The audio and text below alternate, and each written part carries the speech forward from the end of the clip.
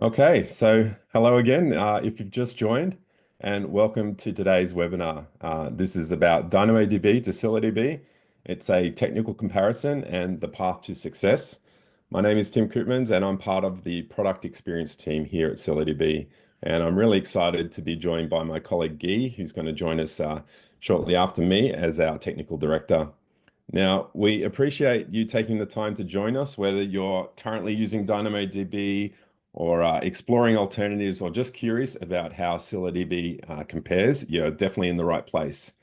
And today we're going to take a deep dive into how these two databases stack up against each other, looking at performance, cost efficiency, scalability, and a few more other options there as well. And most importantly, we're going to guide you through what a successful migration from DynamoDB to ScyllaDB looks like. So step by step, so stay tuned for that. Okay, so by the end of this session, our goal is for you to walk away with a really clear understanding of how ScyllaDB compares to DynamoDB and a practical roadmap to make the switch if it's right for you. To that end, I'll give you a quick introduction to the topic. I'm going to introduce you to both databases of interest before I move on to getting you to understand what it is about ScyllaDB that makes it a good replacement for DynamoDB itself. I'll then follow up with some more technical comparisons of the two, along with some benchmark results, and that should assist you in your decision-making process if you're considering ScyllaDB. And then after that, we'll hear from my colleague Guy. He's going to run through the best paths to success when you're moving to ScyllaDB from DynamoDB, including migration options and tools, case studies, and also best practices before he wraps up with a conclusion. Okay, so let's get into it and talk more about ScyllaDB and why it is considered a really strong competitor for DynamoDB customers. So these are some of the reasons why ScyllaDB stands out. There's 8 reasons that I've got listed here on screen and why it might be the best choice for your high-performance scalable workloads. So in terms of high availability, it isn't just about staying online. It's about ensuring, of course, that your application runs without interruption. And ScyllaDB's shared nothing architecture with automatic failover means that you have no single points of failure and you get that continuous uptime even under extreme conditions. Now, outages do happen, but with ScyllaDB, recovery is automatic. You get multi-region replication, automatic repair, and consistent durable writes to safeguard your data, of course.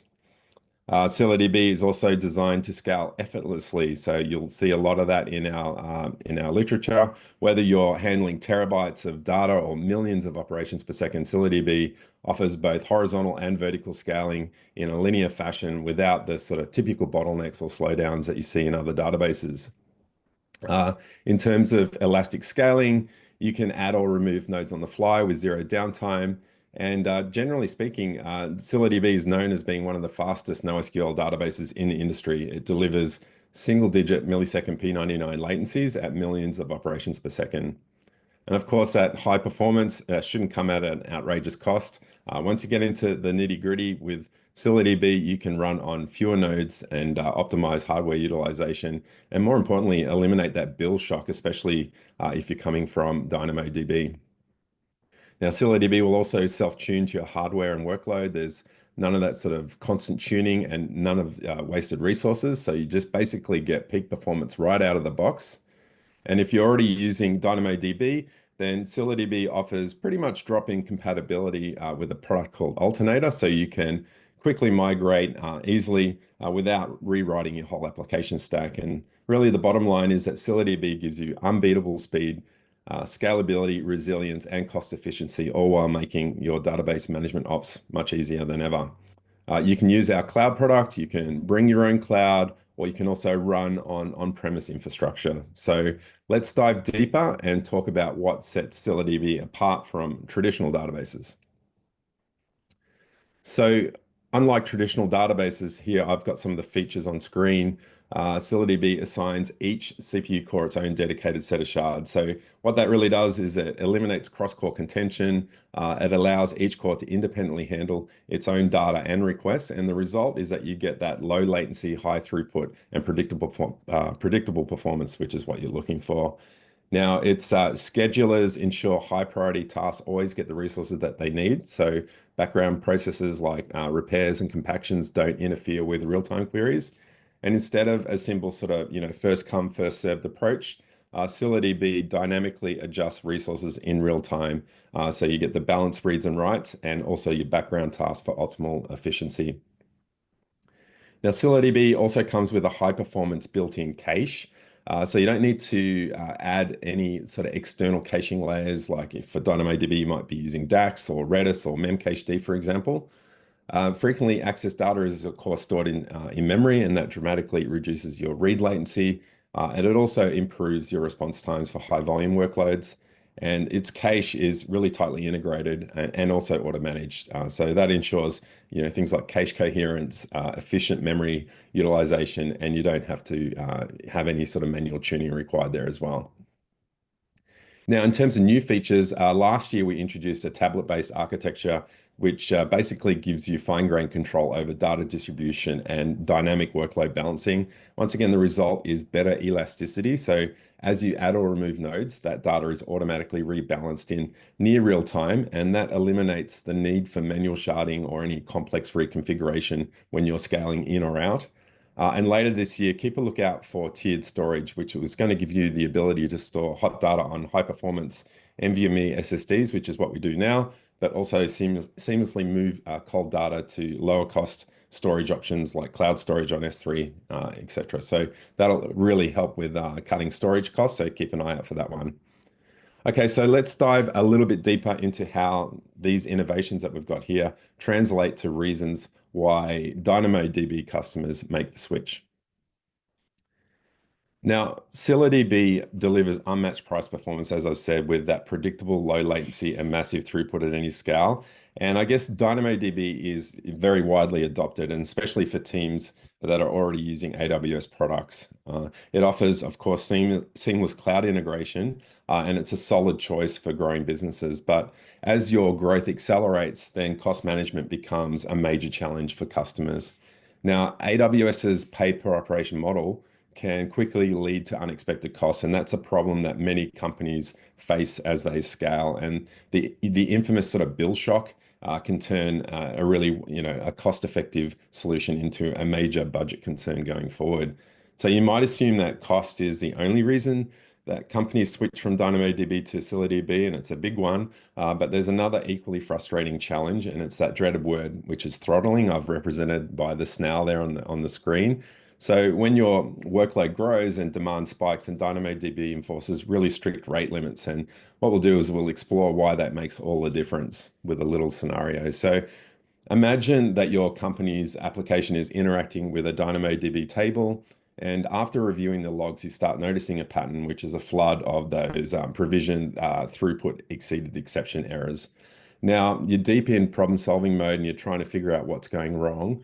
And chances are you're firefighting one or many more of these sort of common challenges. So perhaps you're constantly trying to provision enough capacity to avoid throttling while also implementing exponential backoff for retries when your requests fail. You're doing things like auto scaling using DynamoDB's auto scaling, and you're finding that that struggles with really spiky workloads. Even if your traffic isn't perfectly predictable, you're likely dealing with frustrating delays and slow response times with that. Even if you switch to on-demand mode, for example, you're still fighting to ensure even distribution across your petitions, because if you have a few petitions that get overloaded, then throttling will still happen. You'll also find yourself constantly watching CloudWatch insights. You're trying to identify imbalanced petitions before they cause major slowdowns, and it really never stops. And when your traffic spikes, exceed your actual tables configured read-write quotas, then once again you're back in the AWS console and you're manually adjusting throughput settings again and again and again, and it's pretty tiring. So the bottom line is that you have this massive operational headache, and if you've got teams managing or monitoring or conducting operations in DynamoDB, it's really a constant battle to get this right. And with ScyllaDB, of course, there's no throttling, there's no artificial constraints. It's just smooth, predictable performance, even under those peak loads. So now that I've described two of the most common reasons for switching from DynamoDB to ScyllaDB, let's see how they stack up when they're compared side by side. And I'm going to compare three aspects in a benchmark that we ran, and that's latency, throughput, and cost. So the benchmark that I'm referencing, it's available at the link that's on screen. It was designed to rigorously test performance under real world conditions. And it involved up to 8 load generators, evaluating like 3 different workload distributions. So we have the uniform, which is obviously evenly distributed requests. We had a Zipfian, which is more of a skewed distribution. Hotspot, where we have some sets of values are getting accessed more frequently than others. So they're all like different sort of, I guess, complexity or difficulty. And we tested these various read-write configurations in terms of read-write ratios, targeting throughput ranging from around 18,000 up to 150,000 operations per second. Now, the test setup was in the ScyllaDB cluster, it was just 3 times 2XL nodes, and they were the I4I family class. The DynamoDB setup was using a standard table class with provision throughput. So that was set at 200,000 read capacity units and 250,000 write capacity units. The item size was 1081 bytes, so just over 1K. And the data set was 1 billion rows, which is approximately 1 terabyte of data that's preloaded. Now, this setup provides a real-world comparison. It's not spot on. Obviously there's variance with real applications, but it gives us an idea of how each database performs under different high-load scenarios. And it also gave us some valuable insights into latency efficiency and sort of the cost effectiveness. So let's take a closer look at the results. And hopefully you can see that chart on my screen. We've already discussed how throttling in DynamoDB is a complex issue, but where it really hits hard is obviously in your P99 latency. So if you look at the chart that's on the screen there, and I'm looking over more towards the left, this plots latency in milliseconds against different read-write ratios.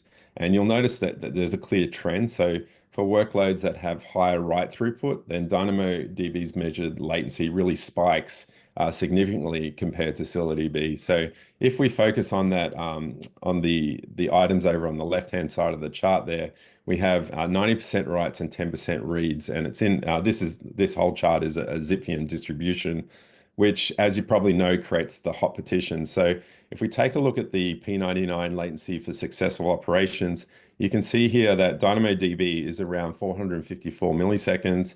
ScyllaDB is around 6 milliseconds, and already that's a really huge difference, but it gets worse. So if we start to factor in failed operations, which is the red line on the chart, then you can see that DynamoDB's true latency jumps to around 2.5 seconds. So why? Once again, it's that throttling effect. So once you hit those limits in DynamoDB, requests start getting throttled, and it forces the application to obviously retry operations. It's going to be really expensive for your application in terms of latency. Now, DynamoDB obviously strictly enforces per partition limits, which you probably know about.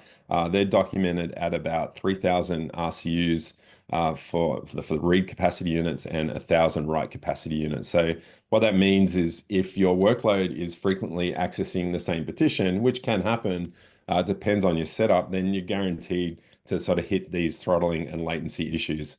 Now, you might argue that this comparison is a little bit unfair. Perhaps it's unrealistic. After all, we used a workload distribution that's particularly challenging for DynamoDB due to these skewed access patterns. So to level the playing field, we just took something a bit more normal. We can take a look at latency performance under a more uniform distribution, and that gives DynamoDB its best chance at competing with ScyllaDB. And that's what we've got pictured here. So even in this optimal use case for DynamoDB, where access patterns are, I guess more evenly distributed, the P99 latencies, they're still significantly higher when you compare them to ScyllaDB across those different workload scenarios. Excuse me. Now, it's true that DynamoDB latencies could be reduced by introducing DynamoDB Accelerator, or DAX, you've probably heard of that, or another external caching layer. Maybe you're using Elasticache, for example. But here's the key difference. ScyllaDB doesn't need an external cache to achieve the same level of performance. And even with optimizations, what you'll find is that DynamoDB struggles to maintain low latency at high throughput levels. And I'm going to take a guess that if you are coming from DynamoDB, that might be the reason you're attending this webinar today. So Speaking of throughput, the benchmarks that we've looked at up to 180,000 operations per second, I would say are actually on the low end of what ScyllaDB can handle. So we can, we've got customers in excess of, millions of operations per second. But let's take a broader look at how each database basically scales throughput in general, so we get an understanding of that. Now, DynamoDB offers auto scaling, which can be configured as a blended mix of on-demand and provision workloads, as I've got shown here on the screen. But while this approach provides some, I guess, flexibility, it also adds complexity in both design and performance management. And one of the biggest challenges is the lag in elasticity. And that's what I'm talking about there is the time that it takes for DynamoDB to scale out in response to traffic spikes. So because of these limitations, many DynamoDB users are faced with the dilemma of really over-provisioning resources to account for hot partitions rather than just getting it right for the overall traffic demand. Now, DynamoDB's adaptive capacity is meant to help by spreading that provision throughput across your different partitions, but it doesn't fully eliminate the need to manually plan for performance limits. And that presents, once again, that fundamental challenge is predicting demand. It's a really difficult task, and many people have been trying that for many years, and it's very hard to get right. So with DynamoDB, what you need to do is you need to explicitly know where your access patterns will break down, and there's very little tolerance for fluctuating workloads. You have to constantly monitor and adjust your configurations. And if your demand suddenly spikes, you risk either hitting hard limits and experience throttling, or you just get slugged with a whopping great bill. So it kind of sucks there. Now, unlike DynamoDB, where you provision the individual tables, ScyllaDB is, of course, provisioned as a cluster, and it's capable of hosting multiple tables and consolidating several workloads within a single deployment. So that means you get more efficient resource utilization, you get better cost efficiency because you get to share that hardware across your different workloads. And there's no need to sort of manage separate tables in isolation. So with ScyllaDB, any excess hardware capacity, it's not wasted. It can be dynamically shared to power additional workloads within the same cluster. And ScyllaDB also offers a workload prioritization feature. You should look that up. That allows you to assign different priorities to different tables or even different use cases that share the same table, for example. So hopefully you understand the impact on latency and throughput in these benchmark comparisons. Let me finish up my section with a quick look at costs. So even at a small scale, the cost difference is dramatic. So when we ran this benchmark some time ago, a 50,000 operations per second workload with a 50-50 read-write ratio cost around $4,500 a month using ScyllaDB on demand on a cloud product. And at the time, it was around $200,000 a month for DynamoDB on demand. Now, of course, that would be half the cost given the recent pricing changes last year, but it's still a huge gap. You're talking like 100K to 4,500. So if you went to the provision model, it probably cost around $30,000 a month using provision. So no matter which way you sort of look at it, overall, it's really a massive cost difference. And obviously, it doesn't stop there because in addition to saving money when you switch to ScyllaDB, ScyllaDB also sustains, at least 2 times the throughput and delivered 2 times better P99 latency in this specific scenario. But there's many other scenarios where you get even much higher throughput comparisons or advantages. So I'll let Guy talk to that a little bit as well. Now, for larger workloads, like I said, operating at, say, 1 million operations per second or beyond, these cost differences really compound and result in millions of dollars of savings for ScyllaDB customers. So names like Tesla, Disney, YieldMo, just to name a few, have done exactly this by switching to ScyllaDB. And they're not just saving money, they're obviously getting better performance, they're getting lower latency, and they're getting fewer operational limitations. Okay, so hopefully you have a good understanding of the two databases and how ScyllaDB compares in terms of performance. So let's hear from my colleague Guy on how best to migrate from DynamoDB to ScyllaDB. Absolutely. Thank you, Tim. So it's really interesting how some of the most powerful NoSQL databases of today share a real common origin story. So in the early 2000s, Amazon faced challenges with scaling their relational databases to handle ever-growing demand for their e-commerce platform. This is especially true during peak events such as Prime Day. So Amazon engineers had to figure out a new solution. They needed a database that could handle massive traffic, provide high availability with no single point of failure, and remain performant even under immense pressure. This led them to develop the Dynamo, which is an internal system detailed in a 2007 paper that became highly influential in the distributed systems world. Dynamo prioritized availability and partition tolerance over strong consistency, embracing the now famous CAP theorem.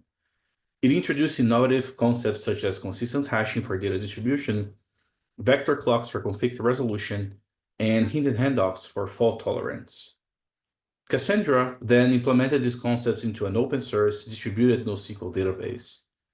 Years later, recognizing the limitations of Cassandra's Java-based architecture, a group of engineers decided to re-implement it from the ground up using C++. That's ScyllaDB, showcasing significantly improved performance, lower latency, and better resource utilization.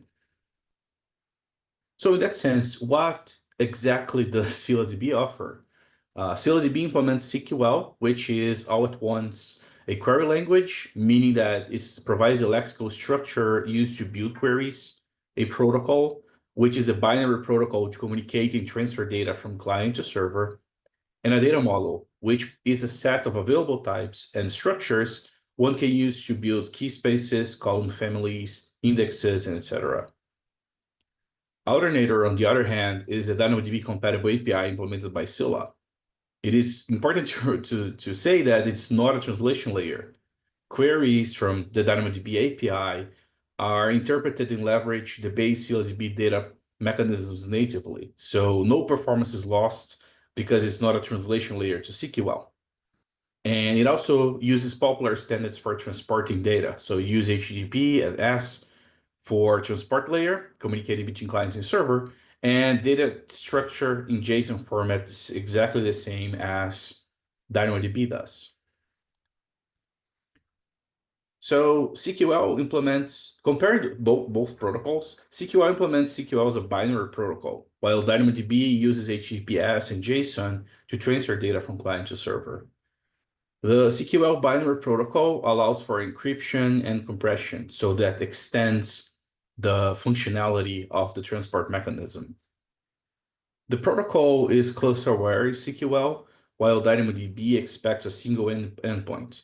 The CQL driver automatically reacts to cluster topology changes, and it continues to evenly balance the workload as the cluster scales. In terms of the query language, the CQL query language allows for prepared statements, query optimizations, while DynamoDB does not allow it.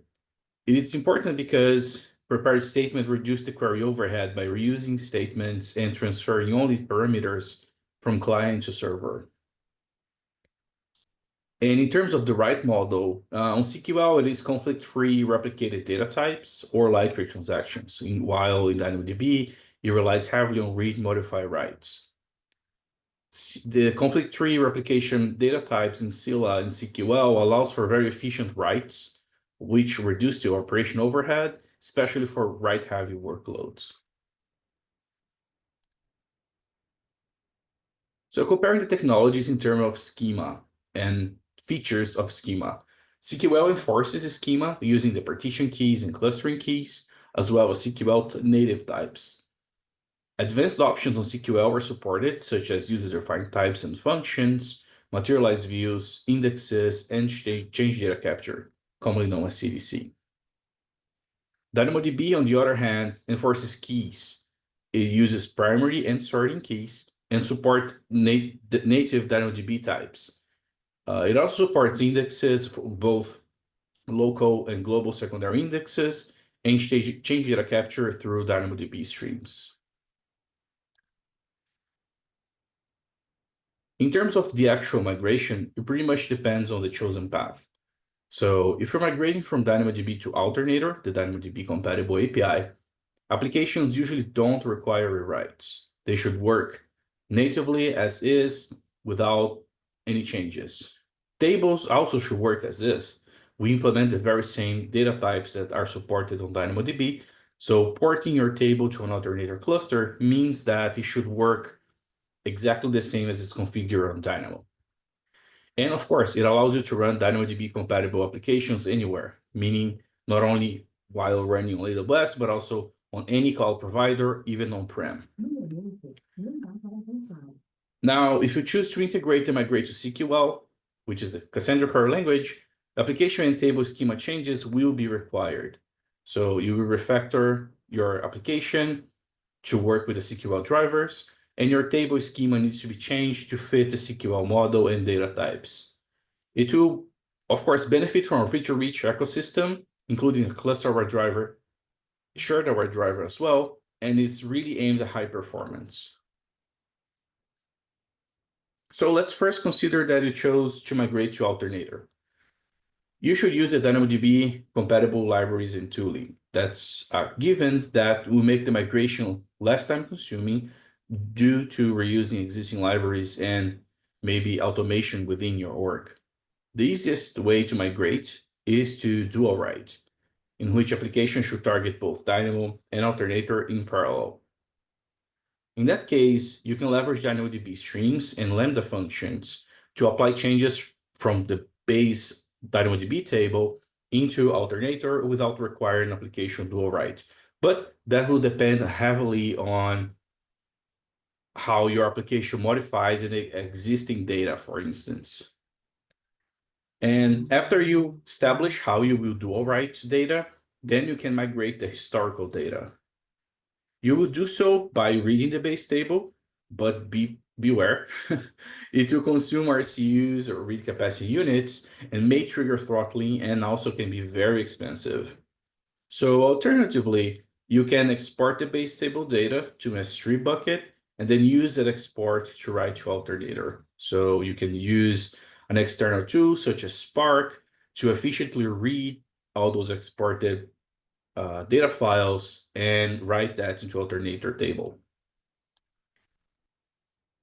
Now let's consider that you chose to migrate from Dynamo into SQL.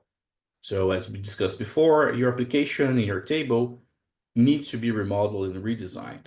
So this is a good opportunity for you to refactor and leverage SQL design to its maximum potential, making sure that you hit all the necessary marks in order to have your application be well distributed and your data be according to your access pattern. So you always prioritize your read path and your write path as you are designing your SQL schema. And you should also continue to use DynamoDB compatible tools and libraries to communicate with Dynamo and native SQL libraries to interact with the ScyllaDB cluster while you're communicating, your application is in this migration process. So while your application is handling writing to both Dynamo and SQL in parallel, you might also want to do a read and compare results for some time to ensure consistency. Users usually do that after the historical data migration is done, and that will allow you to be very adamant that data has been successfully migrated, your data is consistent, and then you can get rid of your previously existing database. So one other tip is that while your application is dual writing, migrating historical data will require an ETL process. So data types differ a lot from Dynamo to SQL. So while routing historical data, you need to transform and adapt those to the new Cassandra query language supported types. Keep in mind that if you read from an S3 export for the historical data, in this case, usually makes things easier, but as the Dynamo export types may differ from SQL, you gotta be extra careful into how you're reading and interpreting that data as you migrate. So make sure that you have the appropriate type being read, and especially before converting it and writing it to SQL. Okay, so we mentioned two, but we never migrated data. But what if you never migrated data out of Dynamo at all? So the good news is that tools that leverage the DynamoDB API also work with Alternator. So that will include the basis AWS SDKs, such as Boto3 for Python, libraries for Go, Java, Rust, you name it. Kafka Streams connectors also supports communicating with alternators. So if you have a Kafka stream that read data with TTL, a short TTL, you might also not even migrate historical data, just do a write it to alternator and to Dynamo, and you have, during the TTL timeframe, a fully migrated system that you can just get rid of your previously existing table. NoSQL Workbench also works with Alternator. It relies basically essentially on the DynamoDB API protocol, and it's fairly easy to just point it to a cluster and get working with it. As I previously mentioned as well, Spark connectors are also supported, so you might leverage migrating data from existing data sets, or if you're recreating data every cycle, you might use that API in Spark to make sure that you rewrite all the data in Alternator. And in general, you always find a library that fits your communication needs with Alternator because it matches very clearly the DynamoDB API functionality. Now, keep in mind that when working with CQL, you're better off leveraging the Scylla's exclusive shard-aware drivers. Shard awareness is enabled by default, and it works out of the box. So you just use the driver. You don't need to enable shard awareness. It should just work. Drive is supported on many languages such as C and C++, Rust, Python, Java, Go, and others. It is leveraged by Spark and Kafka connectors, as I previously mentioned as well, making them very efficient in work with ScyllaDB with CQL. And of course, last but not least, it also provides rack awareness, which can help reduce cloud networking bill by routing client requests to servers on the same availability zones. That means that your application can be deployed alongside the Scylla cluster on the same availability zones, and the driver will choose the least expensive path, the one in the same AZ, in order to communicate from client to server, thus reducing the overall networking usage and bill. So let's consider that you sorted out your migration path, you chose the best tool for the job, you should be smooth sailing from here onwards, right? Well, not exactly. Here are some gotchas for you to keep in mind. Reading from live tables in Dynamo will consume RCUs and might trip throttling, both on the partition level and on the overall operation deployed units sense. So that can end up impacting your production applications and stalling the migration process. So always make sure that you have a baseline plus an additional RCUs for the migration itself. So an over provisioning of the base table. As we also discussed, to avoid that, you might want to read from an S3 export or backup. But in that sense, JSON might be challenging to import, especially in Dynamo, where it has specific markers or data for each data type. So you need to be extra careful as you're ingesting the data, so it is correctly interpreting the source data and writing correctly to the target table. And it also depends pretty much on the source of the data. So not everything might abide to the standards. It might be a bit surprising. So plan carefully. This is especially true when you're not using or leveraging AWS native tools. So if you have a homegrown built-in pipeline that migrates data from one Dynamo table to the other, be extra careful, especially if you're migrating out of the DynamoDB API protocol and migrating to CQL. Each data type must be very carefully chosen, mapped, and migrated or ETL'd.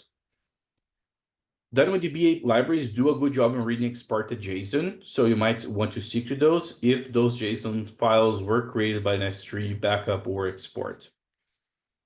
And to top it all off, keep in mind that schema might have changed over the years, especially if your application is running in production for many years.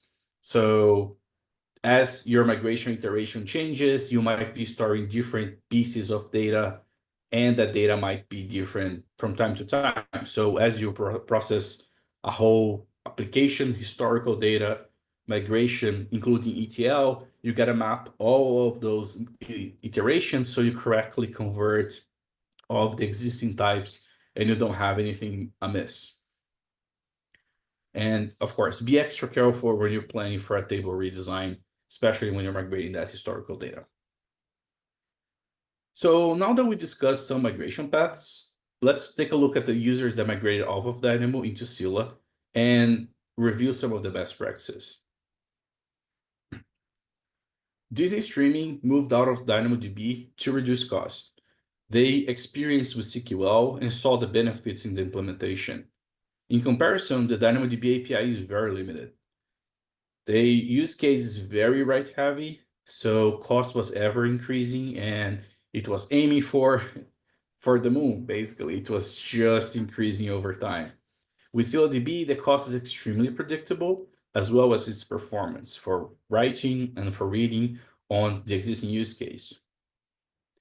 This use case specifically leverage multi-region to allow users from all around the globe to access data locally within their assigned regions. Incremental compaction strategy, which allows for higher disk utilization, as is a massive data set. They also leverage change data capture to stream data out of the existing table. And they really like the C-star shared nothing architecture because it just makes Scylla very efficient in the hardware that it's running on. And it's able to extract the maximum out of the hardware. As well as they like the shared-aware drivers, which allow the systems, the clients, to be extremely efficient in reaching Scylla. So Scylla is a very efficient product by itself, but the drivers really top it all off with being extremely smart into accessing those nodes. And all throughout this exercise, as they migrated, they experienced latencies of 1 millisecond for writes and single-digit reads P99s. So Digital Turbine, an ad tech company, also migrated from Dynamo into Alternator, but they also moved to GCP. So they chose Scylla due to the ease of migration. They didn't require refactoring or rewriting applications. And they also saw immediate cost reductions with a lot of opportunity to reduce even more with tuning and refactoring guided by our team. Performance was really impressive, seeing an increasing throughput and reduced latencies all throughout the application. So in Alternator cluster, they saw a 2K ops per second leveraging the DynamoDB API, while in Dynamo, they experienced 1.4K with still considering a cost reduction. So the same workload as they migrated in Dynamo would be even more expensive, making that 20% even larger across time. Udmo is another ad tech company that uses Dynamo for billions of ad auctions every day, all within the millisecond range latency. So with a business of this size, there is zero room for errors. Increased latencies is exactly means loss of revenue. They migrated to Alternator to reduce costs, most importantly, but also to improve latencies, and all the while, no code changes were required. So how did these customers migrate successfully to Scylla? Let's review the best practices that they applied. Whenever you're in migration, keep your metrics really close to you, both from your source, target system, and of course your applications. Use alerting whenever possible for longer tasks, so you don't have to keep an eye on the glass for every moment that the task is running. You can just set it off, go into your life, your business, your family, and then if anything happens, you just get a pager. ScyllaDB monitoring, in this sense, is really an amazing tool that can help you monitor both your cluster performance, your latencies, and your cluster health, and that helps a lot. Know your data and know your application.